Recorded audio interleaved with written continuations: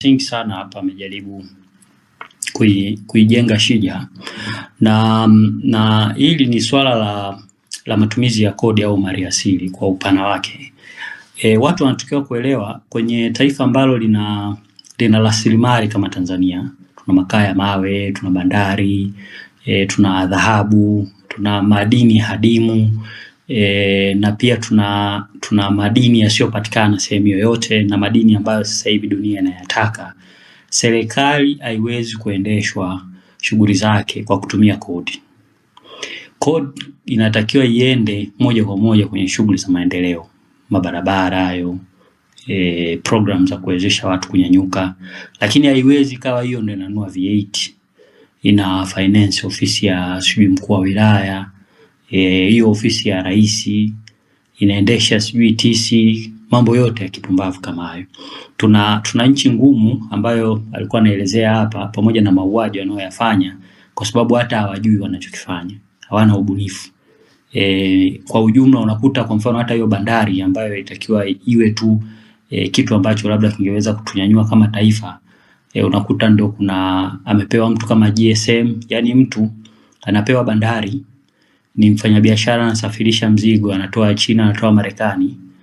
Alafu wewe mfanyabiashara ana maduka, wewe mfanyabiashara anakwenda na kuwa wakala nchi nzima ya kusupply mzigo.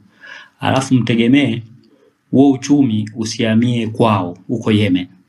Yani kwamba sisi sasa hivi tunaijenga Yemen kupitia GSM, kwa sababu fedha zote zinatoroshwa, zinaondoka kwa kupitia hizi biashara zote ndogo ndogo hizi. Mnaona leo hii tunaenda tunahangaika Kariakoo, kuna mzunguko wa matilioni, lakini huo mzunguko unaishia kwa mtu mmoja. Cha pili ni athari za kiusalama kwa taifa letu. Tumekuwa tunaugua kansa, wanatuambia mara kansa hii watu wanaoumwa Mwanza ni kutokana na samaki wametunzwa kwenye dawa za maiti. Hawasemi kwanza imeanza kutunzwa lini na toka lini Mwanza wanatunza samaki kwenye majokofu. Watu wa Mwanza wanavua wanakula hapo hapo. Dar es Salaam tungekuwa tunaona hilo tatizo tungesema sawa. Lakini hawasemi ni kiasi gani cha bidhaa nyingine ambazo zinatuletea shida. Kwa mfano hapo bandarini kuna watu wana taarifa zao, kuna masumu yanapita ovyo ovyo. Tena masumu hatari, kuna sumu wanabeba madereva. Wengine wewe unaweza ukaa tu kwenye basi, umepaki kwenye mzani, kumbe pembeni yako kuna lori lina sumu kali. Huko kwenye mtela unavuta hiyo sumu. Inategemeana hapo umekaa masaa mangapi, unaenda mzani mwingine unakaa hizo labda dakika 20 ngapi, unavuta sumu ya kutosha tu. Kwa sababu kuna sumu nyingine mnatakiwa kuelewa, ikikupata kidogo tu ni kansa moja kwa moja direct. Sasa watu wamekuwa kituua kwa kutumia mambo mengi, wamekuwa kidumaza uchumi kwa namna zote, lazima tuwakatae. Na haiwezekani kweli tukaambiwa kwamba sasa unajua mkiwa mnatafuta haki, kuna siku tule ubwabwa kidogo. Ni Christmas. Labda ni mkesha wa fulani. Kweli hata Yesu mwenyewe angekuja akajikuta ni Mtanganyika, asingepindua meza hizi siku hiyo ya Christmas, akawakuta watu wanaandamana afu na watu wanasali. Yesu angekaa upande gani? Kwa sababu kuna watu wameuawa na mtu ambaye anajiita mtawala huyo ambaye yuko hapo juu. Watu wako barabarani, unasema huyu hafai, ameingia kinyume na sheria, ameingia kinyume na taratibu, haondoke. Unasali katika mazingira yapi? Wakati hawa ndio wanatunga sheria. Je, akiwashinda hao waandamanaji kwa sababu wao wamechagua kwenda kusali, alafu kesho akachagua kusema usisome Bible, utafanyaje sasa? Na hapo wewe mwenyewe umeshiriki kwa katisha tamaa waandamanaji kwa sababu ya ubwabwa, kwa sababu ya bia, kwa sababu kuna vikao mnaenda kukaa vya kijamii, ni tarehe mmeshazoea kwamba lazima uende kila mwaka. Then hii ikashindikana kwa sababu ya ubinafsi ambao tumeujaza, halafu tukaanza kutungiwa sheria moja moja mbaya kwa wingi, tukaanza kushambuliwa kwa ghafla. Tutafanyaje? Kwani hiki kiburi cha Samia kuua watu maelfu nadhani kinatoka wapi? Kwa sababu walijua tutakaa kimya tu. Leo hii anasimama na Warioba hata ajui asimame vipi, amekunja ngumi kwa sababu ni mtawala katili. Mnaona haya mambo ni kama ya kawaida. Unasemaje na yule mzee mkunja ngumi? Kwani anaumwa? Kama anaumwa si watuambie. Hali iliyopo, mtu amemaliza kuua watu, hawataki hata kusema kwa kweli tuliua watu 1000. Na hata zamani, kwa mfano hata huyu Kikwete anajitia uenda wazimu sasa hivi. Yeye mbona aliwatupa chini ya basi wa Profesa Tiba? Afika hawa akazuga na wazee akamtupa chini ya basi. Wewe umechukua pesa kwenye nani? Kwenye viroba. Na kitu ambacho hajai kutuambia, yule alipewa na kaka yake. Si ni kaka yake ndio alikuwa amefanya hayo madili, baadaye Magufuli akaja kumfunga. Lakini yeye alikuwa amepewa tu. Huwezi kujua mtu na dada yake walikuwa wamezungumza nini. Lakini mbona walimtupa chini ya basi? Leo hii hata uwajibishaji wa kuzuga hakuna. Dunia nzima pale yanapokuwa yamechemka, wao wanajaribu kuokoa baadhi ya taasisi. Kwa mfano wanaweza wakajaribu kuokoa taasisi ya rais, aidha kwa rais mwenyewe kujiuzuru au kwa baadhi ya watu kuwajibika. Dunia nzima. Wakati wa Nyerere, mzee Mwinyi huyu pamoja na mambo yake alijiuzuru kwa sababu ya watu kadhaa walikufa kwenye migodi kwa sababu ya operation za serikali. Na hawakuwa hata wanafika 1000. Lakini wakati huo watu walijiuzuru. Mbona Mwinyi alikuja kuwa tu mwanasiasa na akapewa paka nchi? Wala watu walikuwa wanaridhika kidogo kwamba lakini huyu mtu ameonyesha uungwana, ameonyesha hutu. Sasa wanaturamba kwenye kodi. Yaani sisi tulivyo ni kama wao wamekuwa kama nguruwe wetu. Tutawatafutia chakula, tutawafeed wanachotaka chochote. Hawataki kutumia ubunifu wowote kuiendesha nchi. Wanachoweza, wana ubunifu mkubwa sana wa kujua mpaka majeshi na silaha za kivita zinapatikana wapi. Yaani hawa watu wanatangaza maandamano, wao washajua kuna masilaha ya Kirashia ya wapi wameingiza Kinyamera, wameshajua watatumia KM nini. Unatoa watu Zanzibar kwa sababu unajua wakija huku hawana huruma na hao wa huku.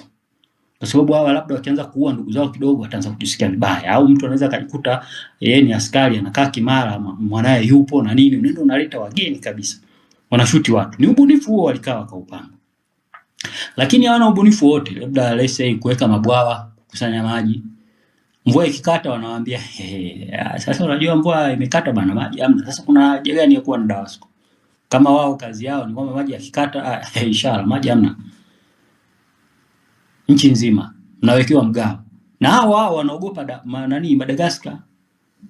Walikuwa wanasema huyu mama kila siku akinyanyuka anasema waandamanaji eti walikuwa wanasema iwe kama Madagascar. Hicho ndio kinamuuma. Kwa nini mnadhani anaogopa hicho cha Madagascar? Madagascar ilikuwa ni movement ya watu kutokana na serikali kutodeliver, yani kushindwa kuleta umeme na maji.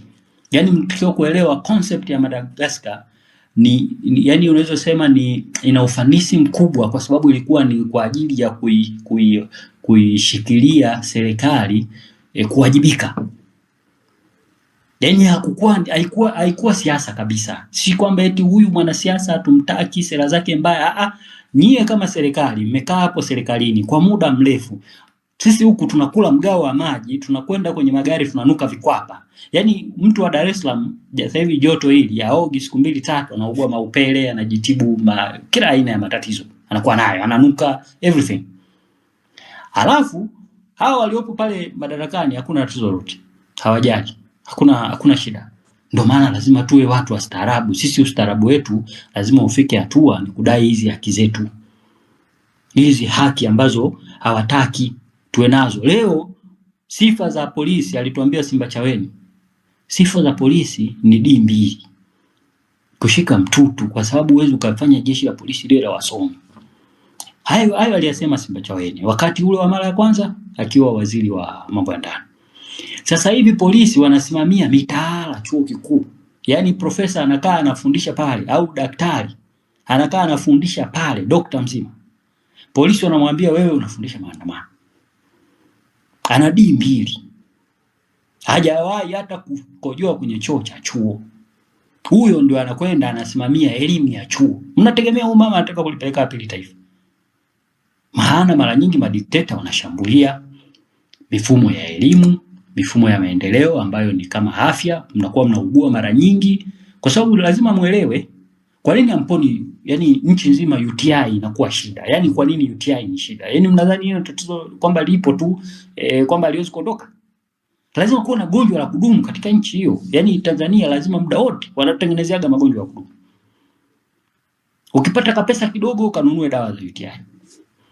Ukikaa kidogo kipindupindu. Ukikaa kidogo hakuna maji. Kwa sababu wanataka ufilisike, akili yako iwe stressed. Yani kwamba unawaza kujenga, lakini kujenga unajenga vipi wakati una wagonjwa hospitali?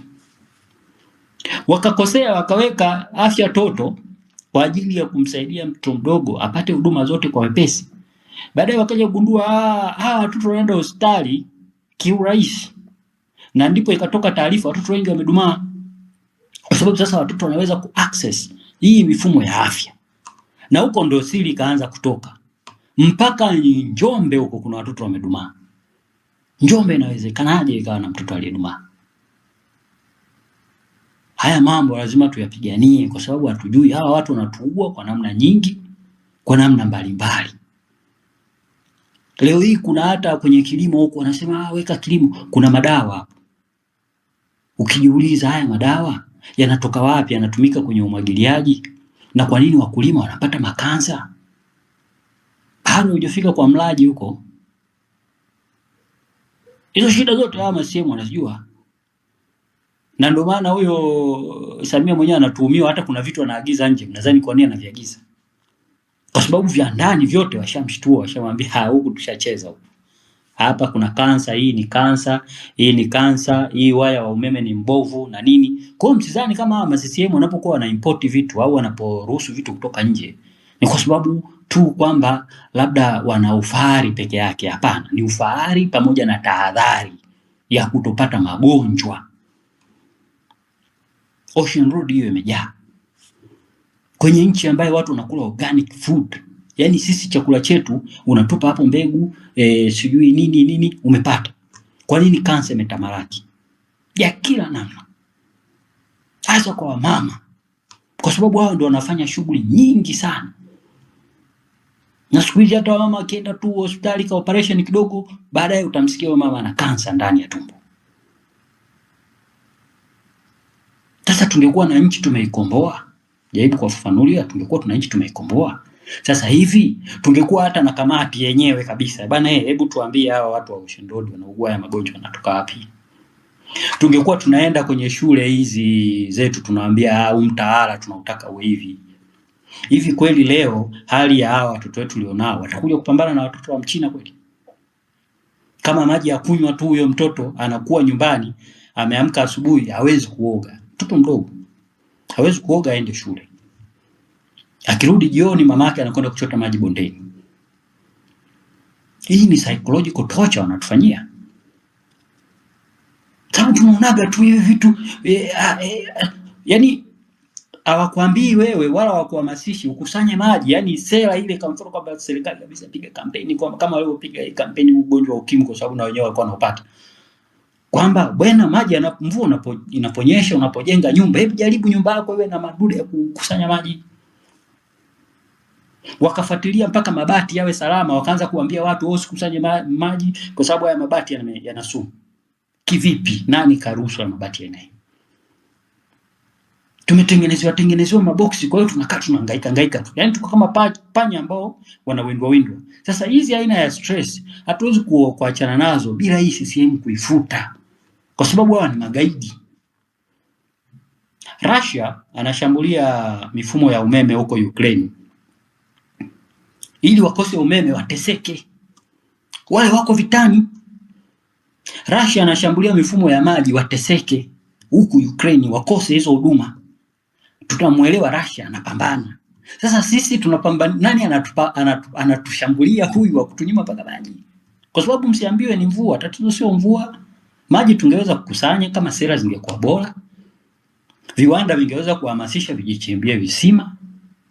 Sera ya uchimbaji visima Dar ilianza kitambo wakati wa Sumaye alipolivunja hilo jiji.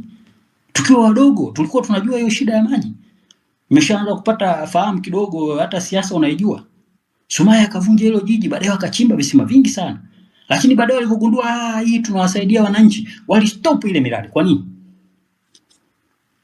Kwa nini waliacha kuchimba visima? Walishaanza plan ile toka kitambo hicho,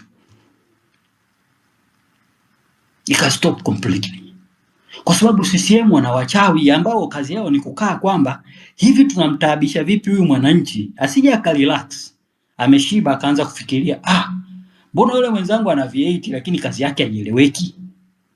Yaani sasa hivi wewe unamtathmini vipi labda mkuu wa mkoa au mkuu wa wilaya kwamba hivi wewe kwa nini una V8? Lazima uwe umetulia kidogo, lakini mazingira ya tabu haya wanaotupatia, na ndio maana hata wakija wakisema yule pale kalipo na Ford yule, kwa sababu wanaelewa kwamba mna shida nyingi, mnaweza mkafikiria vitu kama hivyo. Yaani kwamba mtu huko kampa mtu pesa kwa ajili ya mambo aliyoelewana ya miradi ambayo na wao wanaenda wanaomba huko kila siku. Halafu kwako wewe wanakuambia hebu ona wivu, yule Mtanzania mwenzako amelipwa na Ford Foundation. Ndio ujue namna watu walivyo na yaani na mazingira ya roho ya chokochoko ya kukoroga vitu kwa sababu wameshakutengenezea una exposure, wanajua wewe hata uwezi kuelewa kwamba kama kuna mtu ameandika mradi unatakiwa uendeje na ni standard ya dunia, si kwamba ni wa Tanzania tu, na kwamba hiyo taasisi inaotoa hizo fedha haiwezi kutoa fedha hizo wanazosema. Ndio mjue tunadili na watu wenye roho mbaya kiasi gani, kwamba wao wanatuchezea tu madraft ya kuchunganisha, hapa fanya hivi hiki usiweke. Kwa nini leo tuna nyaya feki za umeme? Yaani nchi zote za Afrika mpaka za kishenzi hakuna mambo kama haya.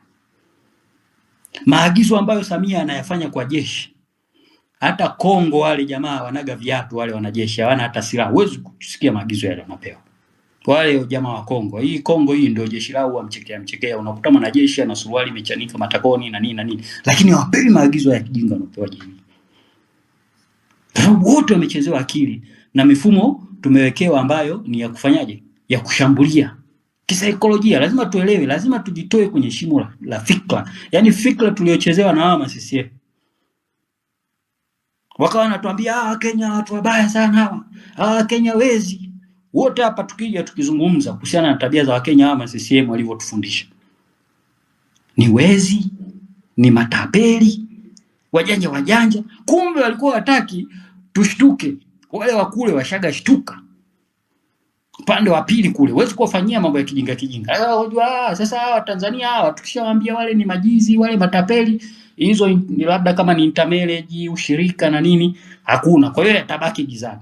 So mimi nitaka niwafafanulie kwa kina. Mnatakiwa kuelewa tuko kwenye vita ya kisaikolojia, vita ya kifikra, ili tujitoe kwenye hili shimo. Tumewekwa kwenye hili shimo kwa sababu walituchezea saikolojia. Ndio maana rais wa form 4 na katiba inasema rais yawe na degree. Inawezekana pia ukawa na rais wa form 4 kwa sababu nchi yetu ukiwa form 4 huwezi kuwa na degree. Hiyo iko wote tunajua. Si ndizo sifa zilizopo vyuo vyote. Tena kwa umri wake ilikuwa very critical. Mimi mwenyewe nakumbuka wakati tunaenda chuo tulikuwa tunatakiwa kuwa na C3 minimum. Sasa Samia yeye amepataje degree? Na ni mtu mzima, sio kama mimi. Huyu ni huko anaelekea huko mwisho kabisa huko kwenye kuondoka. Ana degree vipi na alifeli form 4? Na form 4 ndio baseline ya mfumo wetu wa elimu. Pata C3 wakati wetu ndio utachoboa huko juu kwenye ushindani wa kuingia kwenye degree. Tutoke kwenye hii mtego tunaochezewa na CCM na tuhamasishane. Jamani, ukishakuwa mpambanaji hakikisha una kikundi. Mbona wao navyo? Hicho kikundi ni kwa ajili ya kubrainstorm, kwa ajili ya maarifa, kwa ajili ya kujitoa shimoni. Ukitoka peke yako haisaidii. Toka na jamii yako. Ukijaribu kulielewesha mtu linakuwa lichawa, achana nalo. Tafuta watu wenye uelewa, tutoke shimoni na tushiriki harakati. Asanteni sana. Shukrani sana. Asante sana Mshabaha pia.